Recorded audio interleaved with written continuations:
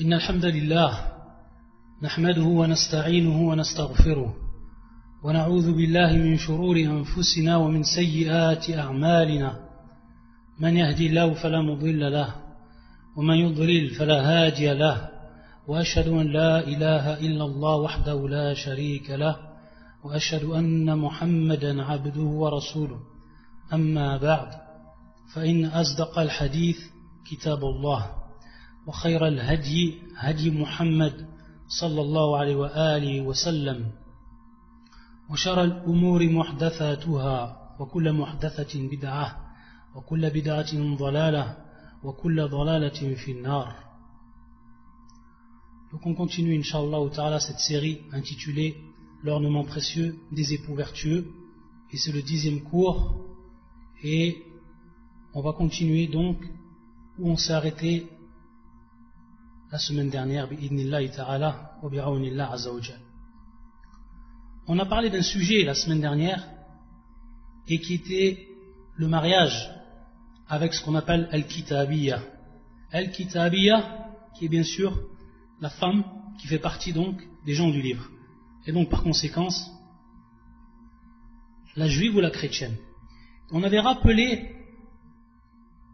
que al-asl, kama jaa fi al-Qur'an, وَالْمُحْصَنَاتُ مِنَ الَّذِينَ أُوتُوا الْكِتَابَ مِنْ قَبْلِكُمْ. C'est-à-dire donc, d'après ce verset, Allah Azza wa Jal nous a autorisé de nous marier avec les femmes des gens du livre. Al-Kitabiyya. Ça c'est la permission. وَالْمُحْصَنَاتُ مِنَ الَّذِينَ أُوتُوا الْكِتَابَ مِنْ قَبْلِكُمْ. Et on avait vu que certains savants, de nos jours, bien entendu ici, à la hasab al-waqi', par rapport à l'actualité, c'est-à-dire par rapport à l'époque où on vit, il déconseillait de se marier avec ce genre de femme, et bien entendu, le fait de déconseiller, cela était bâti, ou cet avis était bien bâti, par rapport à ce qui est le plus courant, al-aghlab. On a même vu que certains savants, comme Cheikh al-Albani, rahmatullah alayh, il n'envoyait même pas la permission.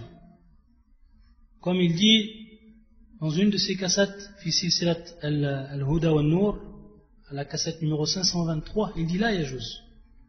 Dans une autre cassette également, où on lui demande, lorsqu'il a dit qu'il détestait cela, est-ce que c'est détesté min bab al-tahrim, fa'ja bil na'am, c'est-à-dire il a répondu par oui. Par rapport à cela, bien entendu, ça ne fait pas partie, ou un avis comme celui-là, pour bien le faire comprendre, ça ne fait pas partie de ce qui rentre dans rendre illicite ce qu'Allah Azza wa Jal a rendu licite. Et ça on l'avait expliqué la semaine dernière, pour ce qui est de cette question-là. Et je pense qu'elle est plus qu'évidente aujourd'hui pour tout le monde. Mais là on va insister pour bien faire comprendre. C'est par rapport à l'état des choses, et plus précisément la situation de ces femmes-là, qu'on appelle al-kitabiyya. Et le cheikh, bien entendu, lorsqu'il répondait et lorsqu'il parlait, c'était pour ce qui est plus précisément de ceux qui vivent en Europe. C'est de façon générale également, mais plus précisément pour ceux qui vivaient en Europe, parce que les questions venaient de là, dans la plupart des cas. Et le cheikh a insisté par rapport au verset, qui est également une des conditions qui va être demandée ici. Lorsqu'il a dit, lorsqu'Allah subhanahu wa ta'ala il dit dans le verset وَالْمُحْصَنَاتُ مِنَ الَّذِينَ أُوتُوا الْكِتَابَ مِنْ قَبْلِكُمْ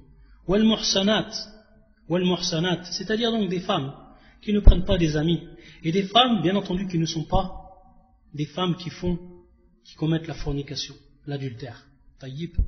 Et bien entendu, lorsqu'on poserait la question, et dans les sociétés que l'on connaît, surtout en Europe, si on demandait l'état ou la situation de ces femmes, dans la plupart des cas on répondrait que ce sont des femmes qui ne remplissent pas cette condition. Wallah al-musta'an. Donc, d'après cela, on va bien entendu bâtir cet avis. C'est-à-dire que cet avis va être bâti par rapport à cela. Taïb. Donc ça, c'est tout simplement en regardant la situation actuelle et l'état des choses. Taïb. Mais bien entendu, si la personne trouvait une femme parmi les gens du livre, qui est d'une bonne éducation, une éducation qui a été suivant la religion chrétienne, où il y a une application, ce qu'on appelle bien entendu un iltizam, alors dans ce cas-là, bien entendu, on revient à l'asl, c'est-à-dire à l'origine même du hukm, et qui est al-ibaha, qui est donc la permission. Et bien entendu, à condition que cette femme-là ne soit pas une femme qui commet la fornication, qui prend des amis, etc. Chose donc qui est plus que rare de nos jours dans ce que l'on peut voir dans la société. Et personne ne pourra contredire cela. Sachant que même pour le musulman, et ça on l'avait vu, ou plutôt même pour la musulmane, et ça on l'avait vu dans un de nos cours, qu'il n'est pas permis aux musulmans de se marier avec une femme qui commet le zina, qui commet l'adultère parmi les musulmanes, comme on avait vu l'avis de l'imam Ahmed, comme on avait vu dans le verset. Donc, min bab aoula, donc encore à plus forte raison pour ce qui est bien entendu de al-kitabiyya. Donc c'est pour bien comprendre ce qui a été dit la dernière fois, et pour pas qu'il y ait une ambiguïté par rapport à la compréhension de cela. Ensuite, également une autre question qui va se poser par rapport au mariage. Et c'est ce qu'on appelle az-zawaj biniyat al-talaq, c'est-à-dire se marier en ayant l'intention de divorcer.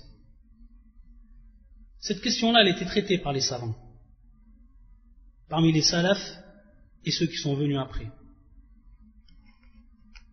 C'est pour ça que l'imam Al-Uthaymin, rahmatullah alayhi, il disait min al-ma'rouf, min madhab al-imam Ahmed, anna az-zawaj biniyat al-talaq muharram, wa annahu dakhil fi nikah al-mut'ah. Il disait donc qu'il est connu de l'imam du madhab de l'imam Ahmed, rahmatullah alayhi, que le mariage avec l'intention du divorce est interdit et que cela rentre dans ce qu'on appelle nikah al-mut'ah, c'est-à-dire donc bien entendu le mariage de jouissance. Et on va revenir à cette question-là plus précisément. Ala kulli hal, pour ce qui est de cette niya, pour ce qui est de cette intention, il faut savoir que cela peut arriver d'une personne qui, durant une période de sa vie, comme par exemple un musulman qui viendrait étudier dans un pays non musulman et qui aurait peur de la fitna, qui aurait peur donc de tomber dans une fitna et qui se marierait avec la niya, durant cette période-là, de ensuite divorcer. C'est-à-dire que durant cette période-là, il va se marier avec cette femme et il va donc se protéger de tomber dans le zina de par ce mariage. Et ensuite, lorsqu'il revient par exemple dans son pays, il va donc la divorcer. La première remarque que l'on va faire par rapport à cela, qui est une remarque qui est très utile, c'est que pourquoi mettre en avant cette niya? Pourquoi mettre en avant cette condition ou arfouane, cette intention? Et ici on n'est pas dans la condition, bien entendu. Cette intention.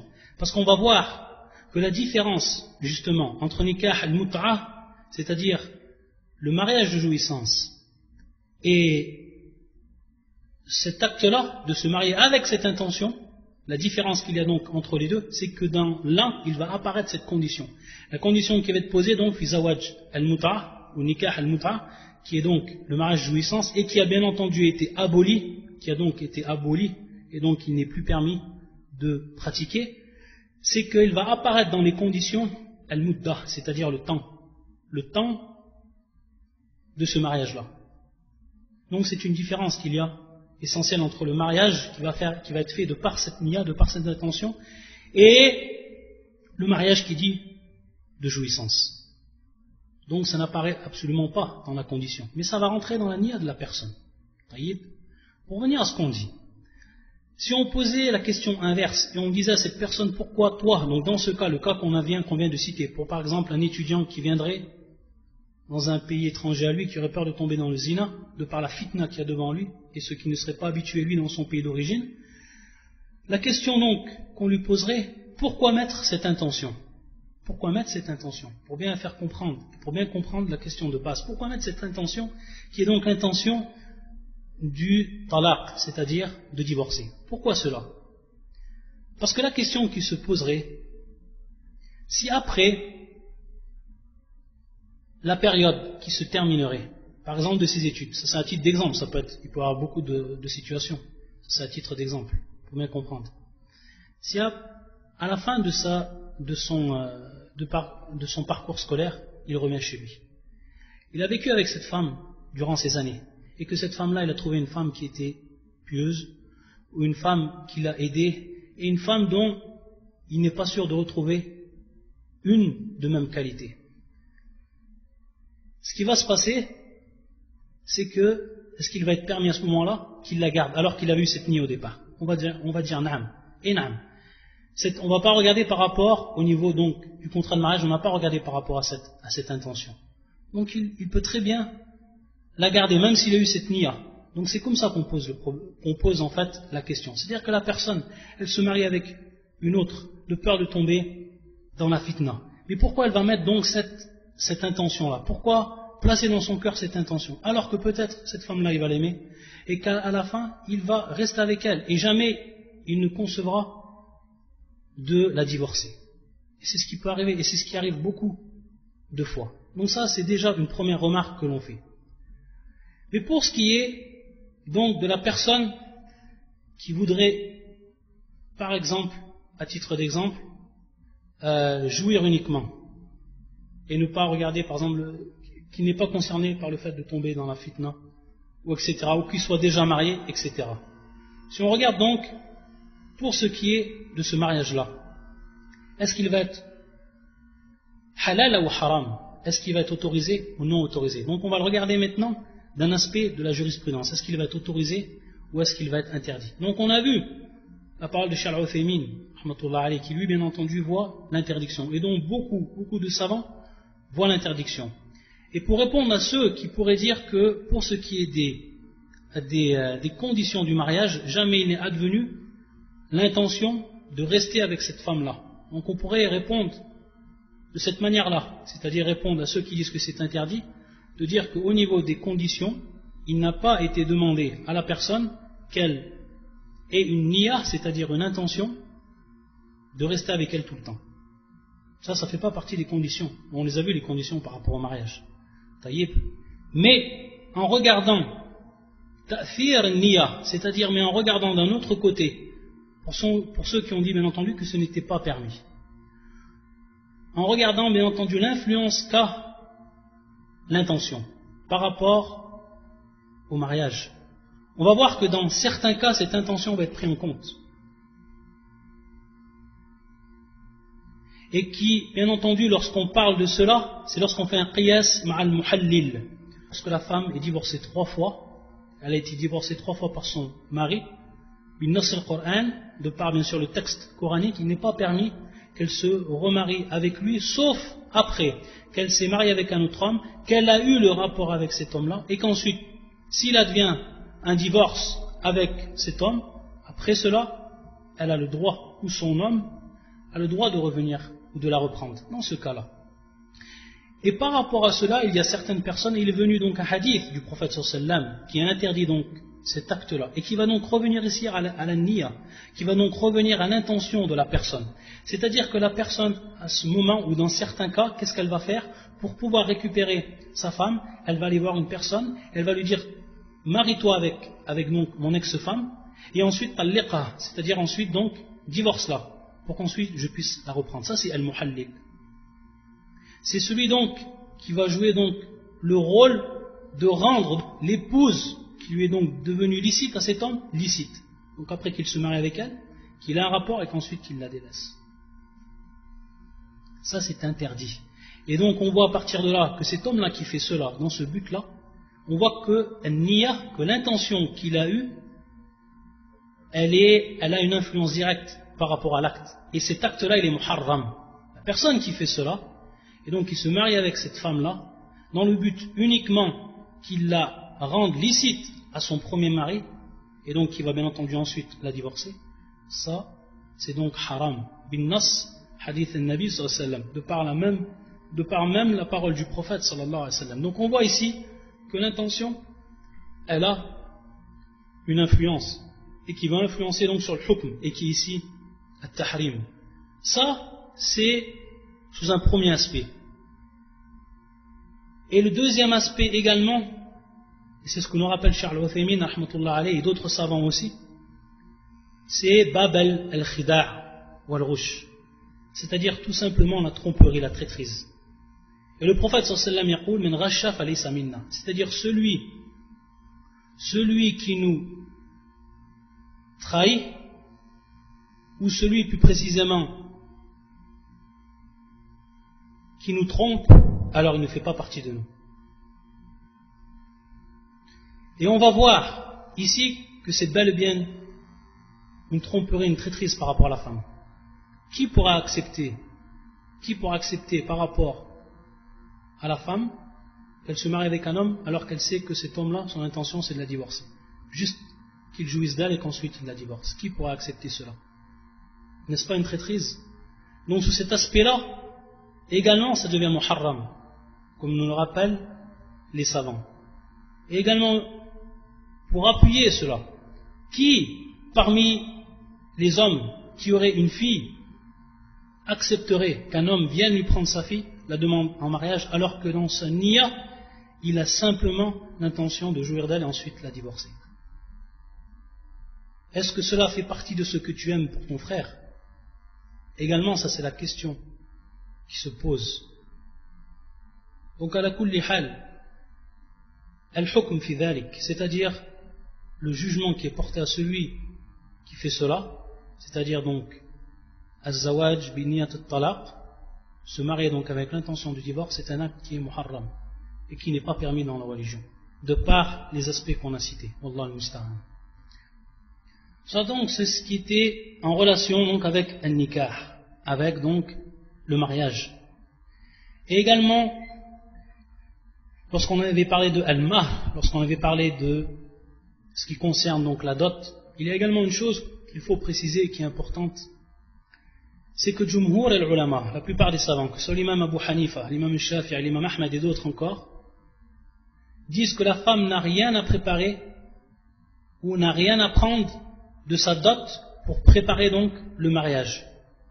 Et donc lorsqu'on dit bien entendu préparer le mariage, que ce soit par rapport à le repas de noces, que ce soit également après, pour ce qui est donc de préparer la maison, etc. Et comme on l'avait cité, que cette dot c'est son droit à la femme, entièrement, et de manière absolue. Et donc que cet argent lui revient à elle, et qu'elle n'a pas à prendre de cet argent, sauf bien entendu si elle le fait de son plein gré et de bon cœur, elle n'a pas donc à prendre pour préparer l'appartement ou pour préparer tout ce qui rentre dans les préparatifs. Ça c'est à l'homme. Et c'est pour ça qu'Allah subhanahu wa ta'ala yaqul askinuhunna min haythu sakantum min wujdikum. Askinuhunna min haythu sakantum min wujdikum. C'est-à-dire donc donnez-leur abri, asile, donc donnez-leur leur maison ou leur asile où vous avez habité. Donc habitez-les où vous avez habité. Et bien entendu, suivant votre facilité, min wujdikum, par rapport, bien entendu, votre facilité, ce qui vous a été rendu facile. Wala yukallifullahu nafsan illa wus'aha, c'est-à-dire qu'Allah Azza wa Jal ne cherche pas une âme de ce qu'elle ne peut.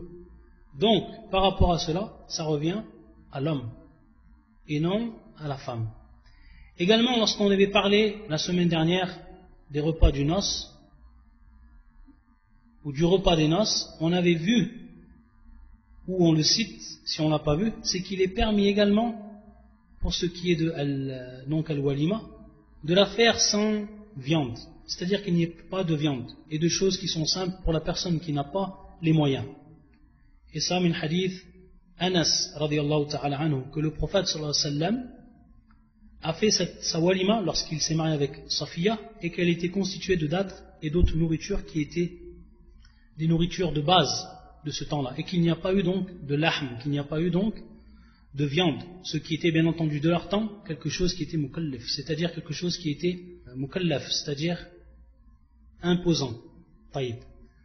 Ensuite, un autre point également que l'on cite est quelque chose donc que l'on rappelle à ceux dont Allah Azza wa Jal leur a donné ou leur a fait largesse, ceux qui ont des biens, ceux qui sont riches, c'est d'aider justement dans ce cas-là les gens à préparer, ceux qui eux n'ont pas les moyens, à préparer donc al-walima, de préparer donc les repas des noces.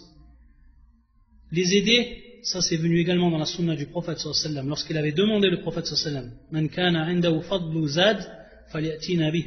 Lorsqu'il avait dit, et c'était également durant son mariage avec Safiya, il avait demandé aux gens, si quelqu'un bien entendu a ce qui est en plus par rapport à sa nourriture, alors qu'il nous l'apporte.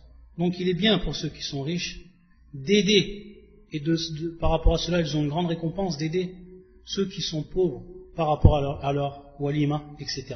Et c'est pour ça qu'on verra qu'ensuite, dans les du'a, il y a les du'a, ou les invocations qui sont donc pour les mariés, mais également les invocations qui sont de façon plus générale pour ceux qui ont été à l'origine de ce repas, et qui ont été à l'origine donc de cette fête. Donc ceux qui ont, ceux qui ont donc donné les biens pour que cela soit préparé.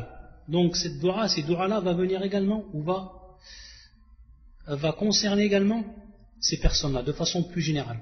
Donc il y aura des dua ou des invocations pour les mariés, et pour ceux qui ont également aidé à préparer cette fête, et c'est ce repas des noces.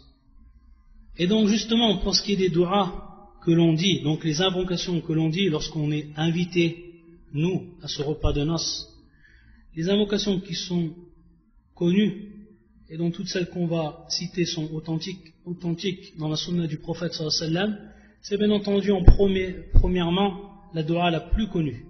Barakallahu lak, wa baraka alayk, wa jama'a baynakuma fi khair. Ça bien entendu c'est c'est la dua que l'on dit à celui qui vient de se marier. Donc ça c'est l'occasion pour lui dire cette dua. Et c'est celle donc qui va être spéciale pour les deux mariés. Barakallahu lak, wa baraka alayk, wa baraka alayk, wa jama'a baynakuma fi khair.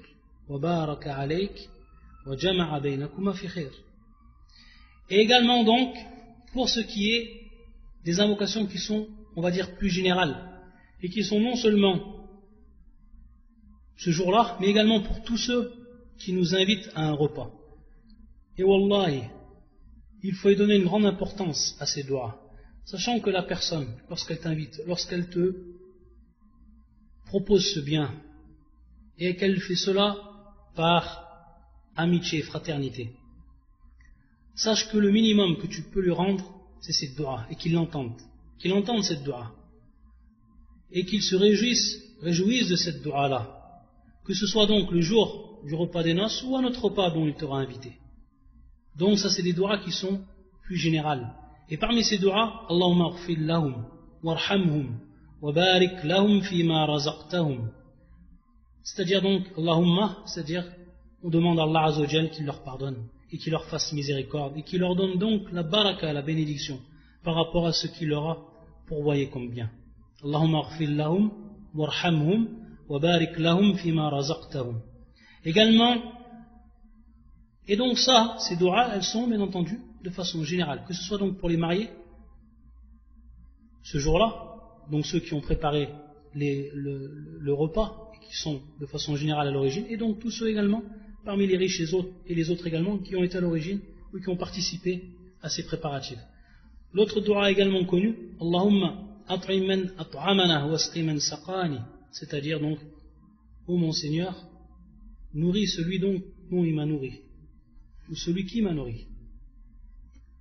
Wasqi man saqani, c'est-à-dire également, donc, donne la boisson à celui qui me l'a donnée, de façon générale, la boisson. Wasqi man saqani, donc abreuvé. Également une autre dua qui se dit, et qui est donc la troisième que l'on cite, et qui est la suivante.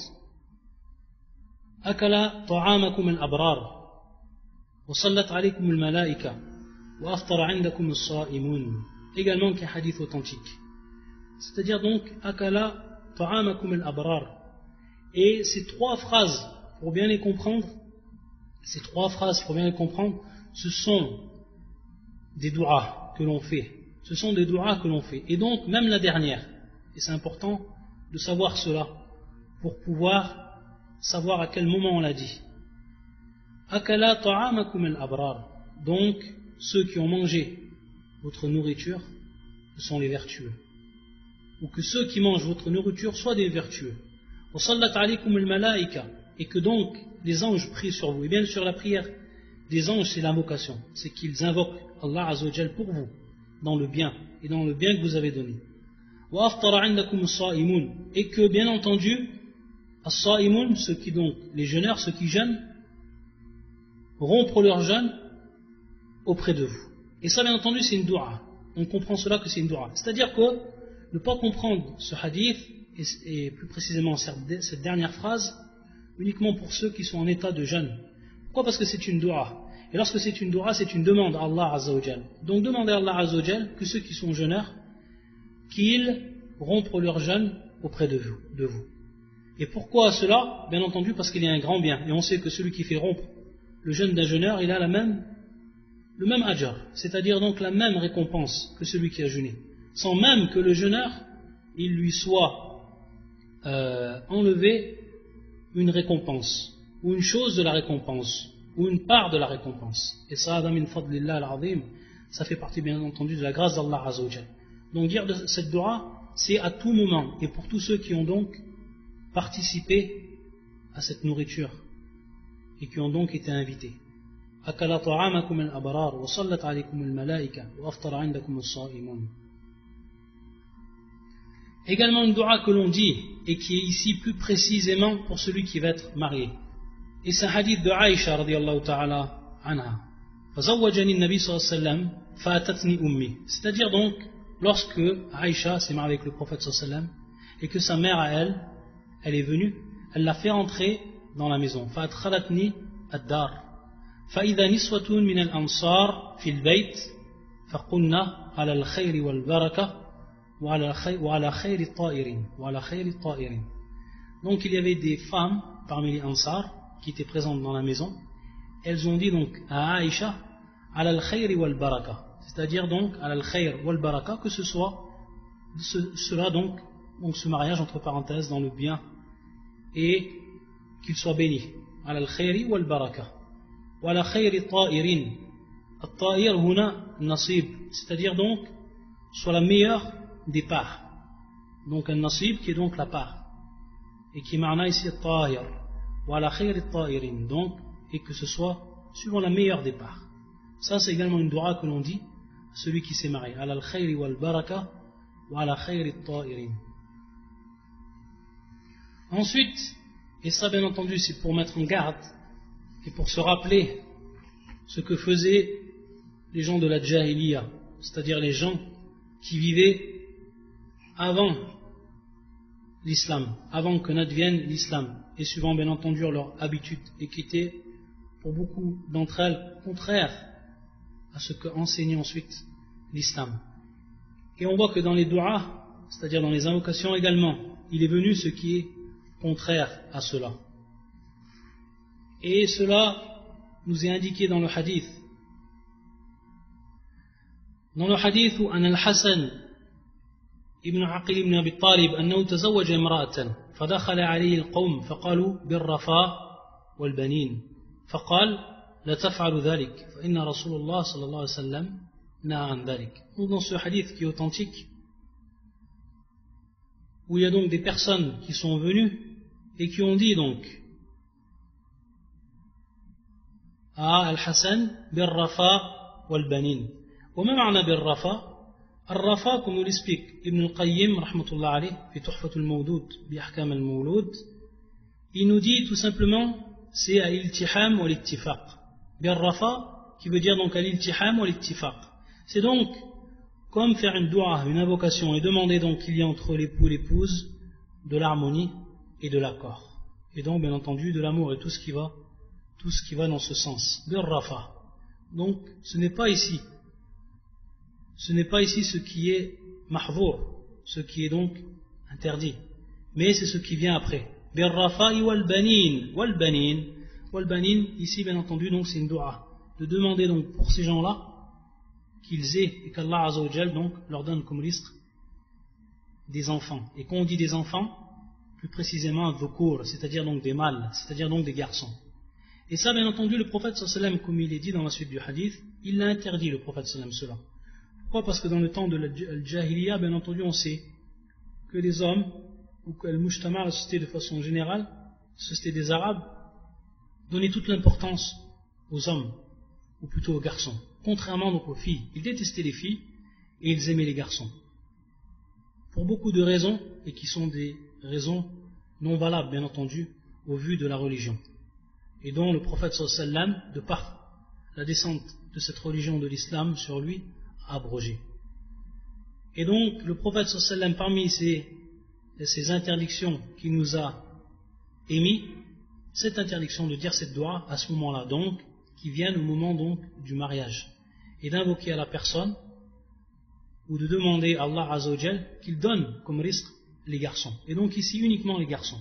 C'est pour ça qu'ensuite Ibn al-Qayyim il dit que la personne, si elle veut faire une invocation donc d'ordre général pour les mariés, qu'elle demande pour lui les enfants de façon générale, que ce soit donc garçon ou fille, sans faire une distinction. Mais si elle fait une distinction, alors ici elle rentre dans le nahi, elle rentre bien entendu dans l'interdiction. Donc on n'a pas à faire de distinction. Et si on a à faire une doua qui concerne cela, alors qu'elle soit de façon générale, qu'elle concerne aussi bien les garçons que les filles, ou qu'elle concerne aussi bien les filles que les garçons. Et également ce que l'on cite, et qui rentre également dans ce qui est permis lors du repas des noces, c'est que la mariée elle-même serve les invités. Et cela est pris bien entendu d'un hadith authentique du prophète sallallahu alayhi wa sallam, rapporté par l'imam Muslim et l'imam également le Bukhari fi Adab al-Mufrad, où Abu Saïd al-Sa'idi, lorsqu'il s'est marié bien entendu avec sa femme, radiyallahu ta'ala anhuma, et que le prophète sallallahu alayhi wa sallam a assisté, donc al-walima, il a assisté à cette walima de ce mariage-là. Il faut savoir que sa femme, son épouse, donc Usayd, c'est elle qui a servi le prophète sallallahu alayhi wa sallam. Elle avait donc préparé une sorte de boisson à base de tamr, c'est-à-dire donc de date, et elle l'a servi. Elle a servi au prophète sallallahu alayhi wa sallam cela. Et c'est pour ça, comme il est venu donc في اللفظ الحديث فلما فرغ النبي صلى الله عليه وسلم من الطعام أماثته له فسقته. Donc elle lui a servi cette boisson. Et c'est pour ça que l'imam al-Bukhari rahmatullah alayh, dans le titre qu'il a donné à ce hadith, il a dit Bab qiyam al-mar'a ala al-rijal fi al-urs wa khidmatuhum bin nafs. C'est-à-dire donc ce qui est venu par rapport à l'accomplissement de la femme du service qu'elle va faire donc pour les hommes durant al-urs, donc durant la fête du mariage. Et donc elle fait bien entendu elle-même. Cela donc c'est permis. Mais, comme nous le rappellent beaucoup de savants, c'est-à-dire lorsqu'on est sûr d'être loin de toute fitna. Ça, c'est déjà une première condition qui est posée par rapport à cet acte-là. Et la deuxième condition qui est plus qu'évidente, c'est que cette femme-là, bien entendu devant celles qui vont être par rapport à elle, à janib, qui vont être donc étrangers, c'est qu'elle s'habille conformément à la législation. Et comme cela est connu. Comme cela est connu, sans rentrer dans les détails et faire un cours, comme la femme doit être habillée suivant les règles présentes dans le din, dans la religion, dans l'islam. Donc également, ça c'est une condition pour que cela soit permis. Et donc, lorsqu'on a vu tout ce qui est en relation avec al-urs, ce qui est en relation avec al-walima, et avant cela, bien entendu, le mariage. Donc le mariage, alhamdulillah, comme on l'a vu suivant la sunna du prophète sallallahu alayhi wa sallam, il s'est fait. Ensuite, il y a eu le repas qui s'est fait. On a vu également, pour ce qui est de al-walima, pour ce qui est du repas, pour ce qui est de la fête, on a vu que cela se faisait de façon générale suivant al-urf, c'est-à-dire suivant al-urf, c'est-à-dire l'habitude des gens, l'habitude de al-mujtama'. Tayyib, au moment que tout cela est fini, alors bien entendu il y aura ce qu'on appelle laylatul zifaf. Donc la première nuit que va passer l'homme avec sa femme. Et par rapport à ça, et on sait que l'islam, elle a été parachevée sur le prophète sallallahu alayhi wa sallam, et que c'est une religion qui est complète, qui n'a rien oublié. Rien oublié. Tout a été dit pour ce qui est donc de l'affaire de musulman et de ce qu'il a besoin dans sa vie de connaître. Le prophète sallallahu alayhi wa sallam, tout le bien qu'il a su, il nous l'a indiqué. Donc même cette layla, même donc cette nuit, il y a des sunnahs à respecter, pour ceux qui veulent suivre la sunnah. Et il y a également, et pour rentrer dans ce qui est de la relation, il y a des choses qui sont permises et des choses qui sont interdites, que le Coran nous a mis en évidence et que la sunna du prophète sallallahu alayhi wa sallam également nous a mis en évidence. Et c'est ce qu'on va rentrer, ou dans le sujet qu'on va rentrer durant donc ces prochains cours. Et le premier sujet qu'on va aborder, c'est par rapport à ce qu'on appelle le tazayyun, le fait de se faire beau ou de se faire belle pour ce qui est donc de l'homme et pour ce qui est de la femme. Donc s'embellir pour ce qui est donc de l'embellissement, cela concerne, bien entendu on va penser le plus souvent directement à la femme, mais ça concerne également l'homme, parce qu'il est venu bien entendu par rapport à la sunna. Et lorsqu'on parle de l'embellissement par rapport à l'homme, la femme non seulement elle se fait belle pour son homme, mais également l'homme il se fait beau par rapport à la femme. Lorsqu'on dit l'embellissement de l'homme, c'est bien entendu différent de ce qui est de la femme. Est connu de tout le monde. Mais il faut savoir pour ce qui est de l'homme, ça va plus rentrer bien entendu dans ce qui est de an-nadafa, pour ce qui est donc de la propreté. Également pour ce qui est du parfum. Et également pour ce qui est donc d'avoir des habits qui sont propres, des habits qui sont beaux, na'am. Et on verra par rapport à ça plusieurs choses. Et c'est pour ça qu'Ibn Abbas, une parole d'Ibn Abbas qui était rapportée par l'imam Al-Qurtubi dans son tafsir, rahmatullah alayh. وابن عباس رضي الله تعالى عنهما يقول إني لأتزين لامرأتي كما تتزين لي. Il dit Ibn Abbas, dans ce athar qui est rapporté de lui, je me fais beau pour ma femme comme elle se fait belle pour moi. Et ensuite il dit وما أحب أن أستنظف كل حق الذي لي علي طيب فتستوجب حقها الذي لها علي لأن الله تعالى قال ولهن مثل الذي عليهن بالمعروف. Qu'est-ce qu'il nous dit dans cette parole, Ibn Abbas, après donc avoir dit cette parole, qu'il se fait lui beau pour sa femme comme elle se fait belle pour lui. Et il dit qu'il, fi hadha al-ma'na, dans ce sens, il dit que lui, il n'aimerait pas que sa femme lui donne tous les droits qu'il a. Dans le sens où lui, il va falloir donc dans ce sens qu'il donne tous ses droits également. Bien entendu, lorsqu'on dit les droits ici, al-haq, c'est de façon générale. Et bien entendu, on sait que fil haq, il y a ce qui est wajib, ce qui est obligatoire, et ce n'est pas ici le maqsoud. Mais il y a également ce qui est, bien entendu, ce qui est recommandé, ce qui fait partie également des bonnes choses. Taïb. Donc, à la kulli hal, pour ce qui est donc ici du haq, c'est comme ça qu'on le comprend. Et c'est comme ça qu'on comprend cette parole d'Ibn Abbas. Et c'est pour ça qu'ensuite il a cité le verset. Et le verset c'est le suivant, وَلَهُنَّ مِثْلُ الَّذِي عَلَيْهِنَّ بِالْمَعْرُوفِ. C'est-à-dire qu'elles ont, donc autant elles ont des devoirs, autant elles ont des droits envers l'homme. C'est-à-dire que tous les devoirs qu'elles ont envers l'homme, également, lui l'homme, il a ses devoirs envers elles. وَلَهُنَّ مِثْلُ الَّذِي عَلَيْهِنَّ بِالْمَعْرُوفِ. وَبِالْمَعْرُوفِ, pour ce qui est des habitudes. Et des habitudes qui ne vont pas en contradiction, bien entendu, avec le din. Ça, c'est de façon générale, bil-ma'ruf. Et donc, lorsqu'on parle du tazayyun, c'est-à-dire le fait que l'homme s'embellit, on va revenir également au hadith du prophète sallallahu alayhi wa sallam. Hadith qu'on avait déjà expliqué, donc on revient à cette explication-là. Lorsque le prophète sallallahu alayhi wa sallam nous avait cité 10 choses qui faisaient partie de la al-fitra, qui faisaient partie donc de la saine nature, qui faisaient partie donc de ce qu'on appelle la nature prédisposée. Et parmi ces choses-là, qassu sharib, donc le fait de se tailler les moustaches. Enam, le fait de se tailler les moustaches, donc d'avoir des moustaches qui vont donc être taillées. Nam, par rapport au verset, quant à elles ont des droits équivalents à leur obligation. Nam, elles ont des droits équivalents à leur obligation, conformément à la bienséance. À la bienséance, nam. Nam, donc al-ma'rouf, conformément à la bienséance. Donc, des droits par rapport à qui? Bien entendu, par rapport à leur épouse. Comme elles ont des obligations envers leur épouse, eux également, leur époux ont des obligations envers elles. C'est dans ce sens donc on comprend le verset. Donc elles ont des droits et elles ont des obligations. Ensuite, donc, comme on disait, pour ce qui est donc des 10 choses que le prophète sallallahu alayhi wa sallam il avait citées, et donc tailler les moustaches, donc avoir des moustaches qui soient taillées. Et également, ihfa'u lihya, in'am. Ça aussi, ça fait partie des choses de la saine nature.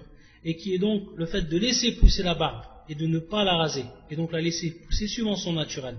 Et c'est pour ça que Aïcha, elle disait que la beauté de l'homme se trouve donc dans cette barbe, lorsqu'il laisse pousser cette barbe, et qu'il, bien entendu, qu'il va entretenir cette barbe-là, ça fait partie de la beauté, contrairement à ce qui est, malheureusement, muntashir, c'est-à-dire répandu de nos jours et à l'époque où on vit, où la personne qui, lui, se fait beau, c'est celui qui va raser sa barbe, et de par là ressembler à une femme, wallah al-musta'an, alors qu'il a changé complètement, à ce moment-là, la création. Allah Azza wa Jalla l'avait créé avec cette barbe. Le prophète sallallahu alayhi wa sallam a insisté dans les hadiths qui sont authentiques et qui prouvent même l'obligation de laisser pousser la barbe. Et que celui qui ne la laisse pas, il tombe dans le péché. Et pour celui qui la rase complètement, alors c'est encore pire. Parce que comme beaucoup de savants le citent, il change ici la création d'Allah, Wallah al-Musta'an. Et il va tomber dans un grand péché. Le fait donc d'avoir fait cet acte-là. Donc le fait de laisser pousser sa barbe, de l'entretenir, ça fait partie également du tazayyun. Et ça fait partie bien entendu de al-fitra. Ça fait partie donc de cette nature prédisposée, dont l'homme, ou par laquelle l'homme, il a été créé. Et également un siwak. Et on sait que le siwak également, il a une grande importance. Le fait donc de se purifier la bouche. Et on sait que par rapport à la relation qu'il y a entre l'homme et la femme, c'est quelque chose qui est très important. Que l'homme, il ait sa bouche constamment purifiée. Et c'est pour ça que le prophète sallallahu alayhi wa sallam, dans le hadith authentique, lorsqu'on avait demandé à Aïcha, radiyallahu ta'ala anha, qu'est-ce qu'il faisait le prophète sallallahu alayhi wa sallam, la première chose qu'il faisait le prophète sallallahu alayhi wa sallam lorsqu'il rentrait chez lui, elle disait à Aïcha qu'il commençait par le siwak, c'est-à-dire qu'il commençait par purifier donc sa bouche. C'était la première chose qu'il faisait le prophète sallallahu alayhi wa sallam lorsqu'il rentrait chez lui. Est-ce qu'il faisait cela pour rien? Là. Il faisait cela par rapport à une hikmah. Ça rentre également dans le fait de s'embellir. Dans le fait de s'embellir. Et donc de préserver cette belle nature dont Allah Azza wa Jal, par rapport à laquelle Allah Azza wa Jal nous a créé. Et tout ce qui est venu également dans ce hadith, comme le fait de couper les ongles, de se raser les poils des parties, et également de s'arracher les poils qui se trouvent sous les bras, etc. Taïb sous les aisselles.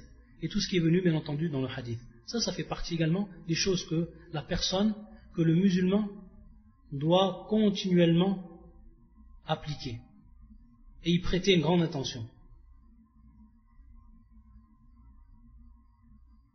Et également l'utilisation du parfum. Également ça c'est quelque chose qui est très important, l'utilisation du parfum. Et le parfum, il a eu sa place au niveau de la sunna. Et c'est pour ça, comme on l'avait déjà vu et déjà expliqué, que le prophète sallallahu alayhi wa sallam, il avait dit qu'il avait aimé, ou qu'on lui avait fait aimer 3 choses dans cette vie d'ici-bas. Et parmi ces 3 choses qu'il avait citées, il avait cité le parfum, at-tib.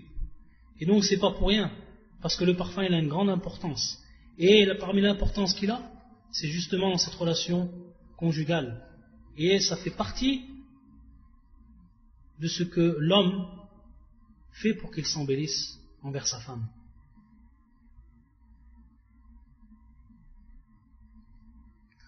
Taïb. On va s'arrêter ici, Inch'Allah ta'ala. Et sachant donc que le prochain cours, on parlera donc pour ce qui est donc de l'embellissement de la femme. Qu'est-ce qui lui est permis? Ce qui lui est également interdit. Ce qui lui est permis, ce qui lui est interdit, ce qui lui est également mustahab, ce qui lui est conseillé. Et on verra donc par rapport à ce sujet-là. Et on parlera également pour ce qui est de al-jamal. Parce que lorsqu'on a parlé de l'embellissement, on reviendra également sur ce sujet, al-jamal. Et on verra également, c'est-à-dire donc la beauté, on verra donc également une belle parole et un beau texte d'un des grands chirs de l'islam, Ibn al-Qayyim al-Jawzi, rahmatullah alayh, qui va nous parler donc de ce sujet-là. Wallah al-muwaffiq, subhanakallahumma bihamdika, ashhadu an la ilaha illa anta, astaghfiruka wa atubu ilayk.